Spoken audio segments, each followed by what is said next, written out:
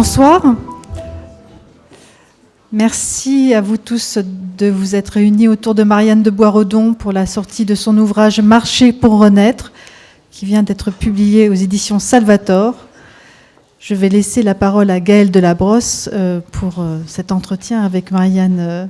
Mais déjà, je voulais vous dire que la Procure était très heureuse de vous accueillir, Marianne, et d'accueillir les éditions Salvator et avec vous, Gaëlle, pour ce très beau témoignage que j'ai trouvé extrêmement inspirant et qui est une belle lumière en ce début d'année 2026. Merci beaucoup. Bonne soirée.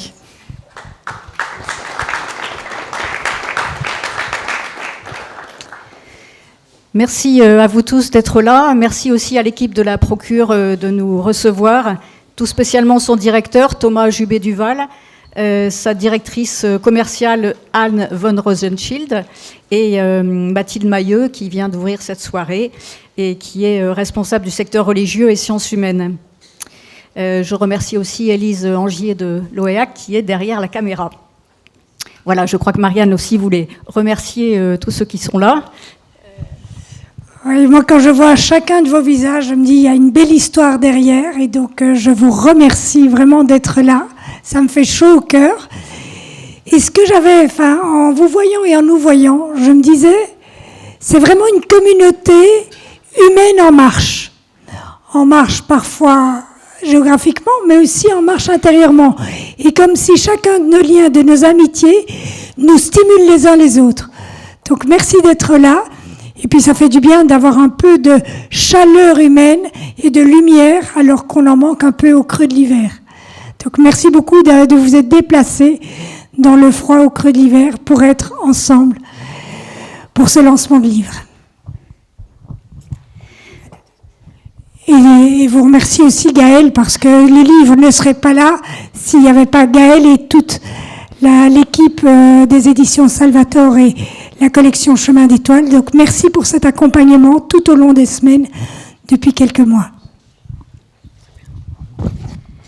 Marianne, pour ceux qui ne vous connaissent pas, je vais me permettre de vous présenter. Vous êtes économiste, vous avez participé au Chili à la création d'une banque de microcrédit dans des quartiers défavorisés. Et je crois que c'est là que vous avez connu Hubert, qui est ici, et qui est devenu son mari. Vous avez enseigné l'économie au centre Madeleine Danielou à Rueil-Malmaison et vous êtes engagé au sein de Fondatio, des Semaines sociales de France et de l'association Acceptosol qui s'occupe des familles migrantes en Loire-Atlantique. Donc de l'économie, Marianne, mais aussi du social et du spirituel.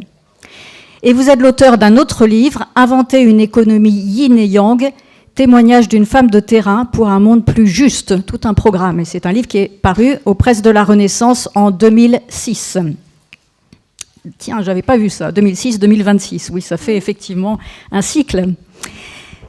Ce livre, Marcher pour renaître, Compostelle, Shikoku, Assise, est le 15e de la collection Chemin d'étoiles que je développe aux éditions Salvator depuis 5 ans.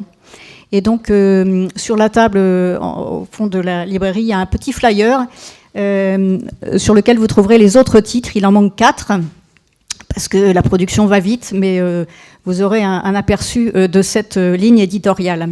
Ce livre, cette collection est assez originale en ce sens qu'il n'y a pas uniquement le récit, mais il y a donc au début une carte avec une carte dessinée. Ensuite, donc la préface de ce livre est due à Mathieu Dardaillon, ici présent à notre table.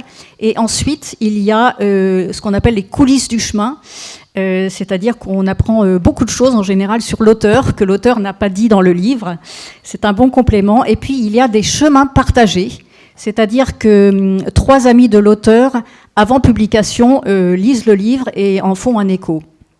Et donc ici, nous avons 2 personnes qui ont fait un chemin partagé. Il y a Stanislas de Kersiz et non, il n'y en a qu'un en fait. Je crois qu'il n'y a qu'une personne. Oui, c'est ça. L'autre personne qui est là, c'est Mathieu Dardaillon. Alors, je voulais simplement vous donner une précision parce qu'il y en a pas mal parmi vous qui s'intéressent au thème du pèlerinage, au thème du voyage, au domaine de l'édition. On reçoit aux éditions Salvator bien on va dire une proposition ou 2 par semaine d'édition de récits de voyage ou de pèlerinage. Marianne, donc votre proposition a retenu notre attention pour 3 raisons. outre le fait, bien sûr, que votre nom m'était familier, puisque j'avais lu les ouvrages de votre mari Hubert et aussi de votre fils Vianney, je ne sais pas s'il est parmi nous, là-bas, qui, lui, c'était en autostop. C'est un peu plus facile, quoique. Les raisons pour lesquelles votre récit a retenu mon attention, tout d'abord, le thème Compostelle, Shikoku, Assise, c'est-à-dire 2 pèlerinages chrétiens, Compostelle et Assise, et au milieu, un pèlerinage bouddhiste effectué par une chrétienne, ce qui était effectivement original. D'ailleurs, j'ai vu une autre personne qui a fait le pèlerinage de Shikoku, Marie-Édith de Laval, qui est là et qui a été un des déclics d'ailleurs pour votre départ. Deuxième raison, le passage des 60 ans, c'est-à-dire que Marianne, quand elle a effectué le pèlerinage du milieu, Shikoku, a eu 60 ans. Et donc, elle voulait faire un break dans une vie trop remplie. Et donc, on a ce thème du passage de cap. Et souvent, c'est le cas quand des pèlerins partent sur les chemins de Saint-Jacques ou autres, c'est qu'il y a un cap à passer, un tournant dans leur vie. Et troisième thème, le thème de la renaissance par la marche, marcher pour renaître. D'ailleurs, c'était pas le titre initial. Et juste quasiment avant que le livre parte chez l'imprimeur, eh bien, Marianne a dit, on va changer un peu le titre, on va l'appeler Marcher pour renaître. Donc, une promesse de développement à la fois spirituel et personnel, en tout cas de réflexion qui irait bien au-delà du simple carnet de bord. Avant de demander à Marianne, puisque c'est pour l'écouter que vous êtes venu, de présenter son livre, je vous dirai donc quelques mots sur son préfacier, Mathieu Dardaillon, qui nous a fait le plaisir et l'honneur d'être parmi nous ce soir. Mathieu, vous êtes entrepreneur, auteur et conférencier engagé pour une société plus juste et plus durable. Vous avez cofondé à 24 ans Ticket for Change, mobilisant plus de 150 000 personnes en 10 ans autour de l'impact social. Vous êtes aujourd'hui coprésident de la Convention des entreprises pour le climat, administrateur de la Fondation Entreprendre et membre du conseil d'orientation de Destin commun. Et votre dernier livre, qui est aussi en vente d'ailleurs à la caisse, et vous pourrez le dédicacer s'il y en a qui veulent l'acheter, est paru chez Erol, c'est Anti-Chaos en 2025 et rencontre un beau succès. Alors juste une question, Mathieu, qu'est-ce qui vous a séduit dans ce récit que vous avez accepté de préfacer ?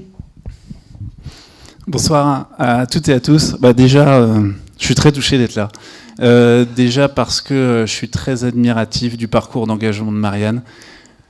Sous plein de formes, vous le disiez en introduction, mais donc j'étais très touché que tu me proposes de faire cette préface, très étonné aussi. Avec Marianne, on s'est rencontrés au Togo, ça peut paraître étonnant, il y a 2-3 ans, grâce à Fondatio. Et puis tu m'as proposé cette préface, donc j'en suis très touché. Ce qui m'a touché dans la lecture du livre, c'est que c'est un parcours, un récit très personnel, que Marianne nous propose, et en même temps c'est très universel et il y a des clés pour notre époque. J'ai été touché d'abord par le courage, 4000 km en solitaire, alors parfois avec Hubert et puis en marchant avec d'autres personnes, mais 4000 km c'est quand même extraordinaire. C'est à la fois un voyage intérieur et un récit de ce voyage extérieur, avec tous les paysages et de toutes les rencontres et de tous les imprévus sur le chemin. Et c'est aussi l'opportunité d'une relecture de ta vie à ce moment de passage des 60 ans. Et donc, c'est très touchant la manière dont c'est fait et dont ça nous inclut dans ce récit. Et ce qui m'a beaucoup touché, je le disais, c'est que pour moi, c'est un récit personnel, mais qui peut parler à chacune et à chacun de nous par rapport au monde qui nous entoure. On peut se retrouver, je crois, toutes et tous un peu déboussolés par ce que l'on vit en ce moment et par l'époque qu'on traverse. Et il y a dans ta démarche, dans la démarche de Marianne, pour moi, des clés essentielles pour vivre une renaissance et puis pour avoir plus de clarté sur nos actions au quotidien. Ces clés, pour moi, il y a la question du vide et de la relation au temps. De s'octroyer du temps, d'avoir une relation avec un temps, retrouver la valeur du temps long, déconnecter des écrans pour sortir un peu du rythme effréné du monde. Ça, c'est une première clé. Une deuxième, c'est la marche. Solvitur ambulando, disait Diogène il y a quelques millénaires. Tout se résout en marchant. La marche, c'est comme un filtre qui nous apporte une clarté sur l'essentiel. il y a la nature aussi, la beauté des paysages. Ça nous amène aussi à retrouver l'essentiel et à nous connecter à quelque chose de plus grand que nous. Il y a toutes les rencontres. C'est intéressant à la fois la solitude et toutes les rencontres que tu as faites sur le chemin, mais des vraies rencontres, cœur à cœur, directement sur ce qui compte, et pas superficiel avec... donc c'est très marquant aussi. Et puis la question de la spiritualité, au fond, de prendre un chemin que des milliers, des millions de personnes avant nous ont pris dans une démarche spirituelle, et puis de se questionner, voilà, quel est mon rôle dans le monde. Et puis aussi peut-être accueillir l'imprévu dans une société qui cherche à tout contrôler. Enfin, il y a tellement de clés en fait en filigrane. Et donc ça résonne aussi beaucoup avec ce que j'ai vécu personnellement. Après 10 années d'entrepreneuriat très intense, j'ai fait une année de vide fertile où au fond j'ai cultivé ces clés. C'est ça qui m'a aidé à retrouver de la clarté, de l'énergie et cultiver la joie malgré le monde qui nous entoure, et pour mieux agir dans le monde qui nous entoure. Donc je pense que ce chemin-là, on n'est pas tous obligés de faire 4000 km, mais il y a dans ces ingrédients-là des choses qui sont utiles pour chacun et chacune de nous, voilà, pour mieux vivre dans l'époque tumultueuse et mieux agir dans le monde. Donc merci d'avoir pris le temps de nous livrer ce message puissant.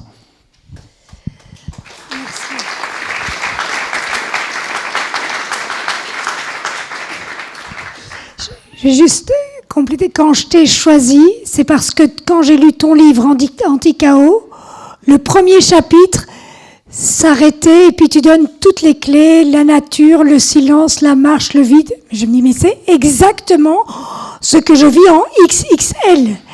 Pourquoi ? Parce que je suis à une période de transition. Donc vraiment, pour moi, en te demandant, je me disais, mais je suis une illustration de ce que tu as pu écrire dans ton livre et puis qui donne des perspectives pour vraiment changer le monde, mais à partir de soi. Donc merci d'avoir accepté cette préface.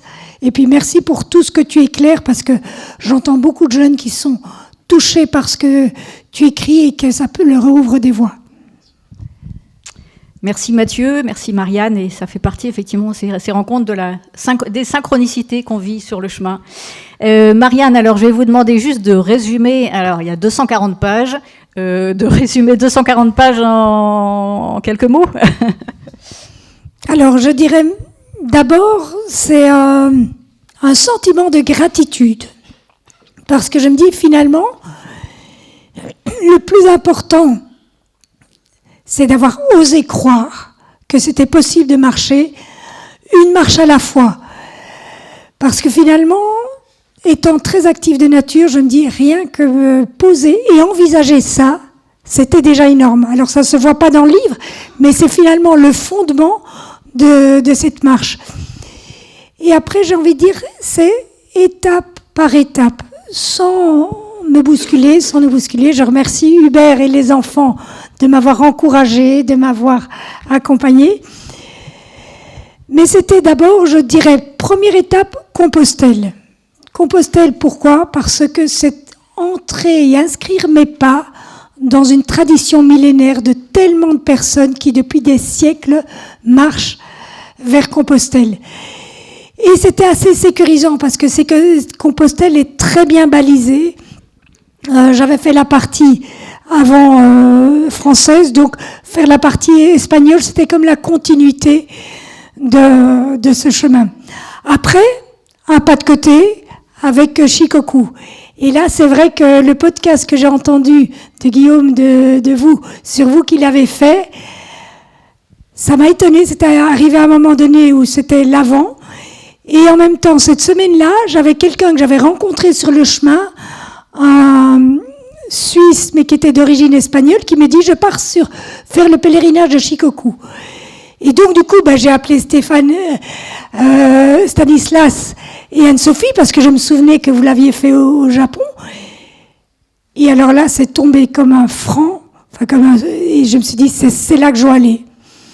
Et donc, je suis partie faire ces 1300 km autour de l'île de Shikoku, et aussi avec deux sentiments. Celui de me dire, mais c'est important dans ce monde fracturé de créer des liens avec des cultures différentes, des continents différents et des religions et spiritualités différentes. Et c'est comme si c'est tisser et créer des ponts. Et pour moi, dans le bouddhisme, ce qui m'a le plus touché ou ce qui m'a rejoint, c'était leur volonté de paix dans le monde. Et si on a bien besoin d'une chose, c'est la paix. Et leur volonté de construire la paix en commençant par eux, c'est quelque chose que je partage avec eux. Et je me sentais un peu comme Charles de Foucault, me disant, je suis dans une culture étrangère, une religion différente, mais j'espère que ma manière d'être va toucher et va dire quelque chose de ma propre foi. Et donc ça, c'était la deuxième étape. Et la dernière étape que j'avais dans le cœur depuis le début, mais qui me faisait peur. Je reconnais qu'Assise me faisait peur parce que je savais que c'était un chemin beaucoup plus solitaire, beaucoup plus dans la nature, beaucoup plus exigeant aussi physiquement. Et donc ce troisième pèlerinage, je l'ai fait avec cette proximité avec Saint François, la spiritualité franciscaine, où dans sa relation à Dieu, il crée un lien, j'allais dire, naturel avec tous les vivants. Et moi, c'est ça qui m'a beaucoup aussi attiré dans ce chemin d'Assise, cette communion dans la nature, cette communion de tous les êtres vivants, et puis ce dépouillement qui est particulièrement vrai sur ce chemin-là.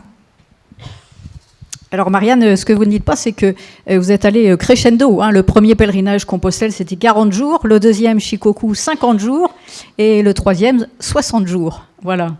Et si vous aviez continué, eh bien, je ne sais pas où vous seriez arrivé. Alors, vous écrivez « Ces longues marches ne sont pas une quête de performance, mais un retour à l'essentiel ». Je crois que c'est effectivement ça le mot clé de votre livre, « Retour à l'essentiel ». Une halte pour regarder en arrière, relire mon parcours et aborder ce qui vient avec un regard neuf. Avancer d'un pas renouvelé, cheminer pour renaître. Alors, Marianne, par quelles étapes êtes-vous passée pour vivre cette renaissance, ou plutôt ces renaissances successives? Là, je vais reprendre les jeux de mots qui ont été ceux que j'ai reçus intérieurement, puisque c'était vraiment aux alentours de mes 60 ans, une année avant, une année après. 60 ans, soit SOIS, sans SANS, temps TMPS. Change ton rapport au temps. Entre dans une autre manière de vivre le temps. Laisse-toi entrer dans une gratuité. Et donc ça a été la première étape de ce cheminement, ce rapport au temps. Après, la deuxième phrase qui m'est venue, c'est soit, toujours 60 ans, mais soit 100 ans, soit SOI, ça s'entend, S', E-N-T-E-N-D. Ce que tu es en train de devenir, ça s'écoute à l'intérieur de toi et ça s'entend dans ton intériorité. Et donc, ça a été cette deuxième étape d'écouter au fond de moi cette période de transition où j'arrive dans une nouvelle étape. Ça correspondait aux petits-enfants qui arrivaient, ça correspondait à une volonté de ne plus être en première ligne dans les responsabilités, mais plutôt à l'arrière pour permettre à d'autres et les plus jeunes d'y aller et de prendre des engagements. Et puis la troisième façon de dire 60 ans, je ne l'ai pas écrit dans le livre, mais c'est ce que je reçois aujourd'hui, c'est soit, toujours soit, SOI, ça sent temps, T-A-N-T. C'est-à-dire qu'à partir du moment où je vis de cette intériorité, de cette vie intérieure intensément, parce que j'ai un rapport au temps qui est ajusté, eh bien, qu'est-ce que je reçois ? Une vie qui a une saveur nouvelle, des couleurs nouvelles, et ça a vraiment bon goût. Donc, bienvenue pour ceux qui sont proches dans les 60 ans de cette belle étape de vie. Alors Marianne, il y a une étape dont vous n'avez pas parlé encore, et pourtant qui est importante dans votre livre et qui m'est particulièrement chère, c'est l'étape du pèlerinage immobile. C'est-à-dire qu'en allant de Vézelay à Assise, vous savez que Vézelay-Assise, c'est le chemin d'Assise, parce que Saint François avait envoyé donc 2 de ses compagnons à Vézelay pour créer la première implantation franciscaine, qui est la Cordelle actuellement. Et donc Marianne, en effectuant ce chemin, a fait une chute, au sens propre du terme, et double fracture et double entorse, c'est ça. Et donc, retour à la case départ, hein, comme dans le jeu de loi. Et d'ailleurs, il y a beaucoup puisqu'on est dans les jeux de mots, mais il y a beaucoup aussi de similitudes entre le jeu de loi et le pèlerinage. Ce sera pour un autre livre. Et donc, retour à la case départ à Nantes. Et là, comment est-ce que vous avez vécu ce pèlerinage immobile ?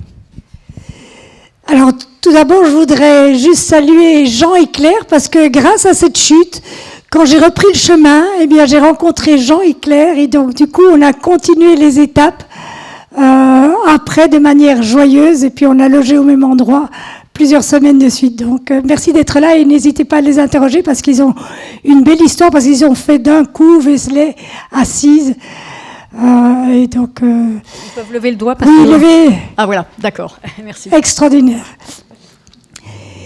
Et je dirais, ça fait partie des imprévus de la vie et des imprévus qui nous arrivent, j'allais dire, plusieurs fois dans notre vie. Et je me dis, ça m'a obligée à regarder, prendre de la distance et me dire, est-ce que ce serait possible, même si j'arrête la marche, de continuer cette démarche, d'avancer, de progresser, d'entendre ce que j'ai à recevoir de ce chemin, même si je suis immobile. Et c'est vraiment la grâce que j'ai reçue. D'abord un peu l'acceptation, se dire ok, et puis après recevoir le sens profond.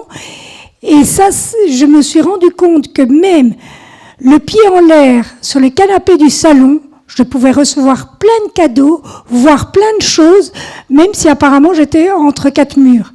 Et vraiment la grâce que j'ai reçue, et puis qui m'a donné aussi beaucoup d'espérance pour plein de personnes qui sont immobiles, de manière non choisie. Parce que là, c'était vraiment pas choisi, c'est de se dire, eh bien, même quand on est arrêté dans un chemin, dans un projet, dans une évolution, il y a quelque chose qui peut se passer et qui nous oblige à aller encore plus profond en soi pour découvrir le sens profond de cette chute, de cet arrêt, de cet échec, de cette limite. Alors, il y a les pèlerinages qui font effectivement 40, 50, 60 jours. Et il y a le retour aussi, Marianne. Et c'est vrai que c'est pas toujours le plus facile. Hein, donc c'est le chemin après le chemin. Parce que si un pèlerinage n'est qu'une parenthèse dans la vie, à quoi bon ? Il faut revenir effectivement et incarner ce qu'on a vécu pendant le pèlerinage au quotidien.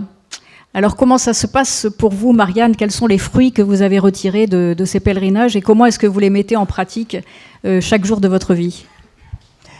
Alors je crois que déjà la première chose, si j'ai fait 3 pèlerinages, c'est que j'avais besoin vraiment de temps long pour changer d'une étape à l'autre. Je me souviens qu'après les 40 jours, je m'étais dit, voilà, c'est bon, j'ai changé mon rapport au temps. Je peux vous dire que mes fonctionnements revenaient rapidement et facilement, je disais oui, je reprenais un rythme actif, mais trop actif, pour pouvoir goûter, parce que l'invitation première, c'était un désir de goûter chaque instant. Et donc, je me suis dit, bon, je crois que j'ai besoin d'un peu plus de temps quand même qu'une première fois dans cette période de ma vie. Je ne l'aurais pas vécu à d'autres moments de ma vie. Et donc, le premier fruit que j'essaye de vivre, c'est cette vigilance à un rapport au temps qui me permet de goûter les choses. Et il m'arrive encore souvent de déraper, d'aller sur le côté, mais il y a quelque chose qui s'est fait en moi qui me dit non, je ne veux plus courir, stop. Et donc même si je dérape, je reviens très vite parce que j'ai tellement goûté au bien-être d'avoir une relation au temps ajusté que j'y reviens par nécessité, par goût, par envie. Ça, c'est la première chose. La deuxième chose, je crois que ça m'a donné aussi une perception beaucoup plus fine dans la vie courante de plein de choses. Ça m'a développé aussi beaucoup l'intuition.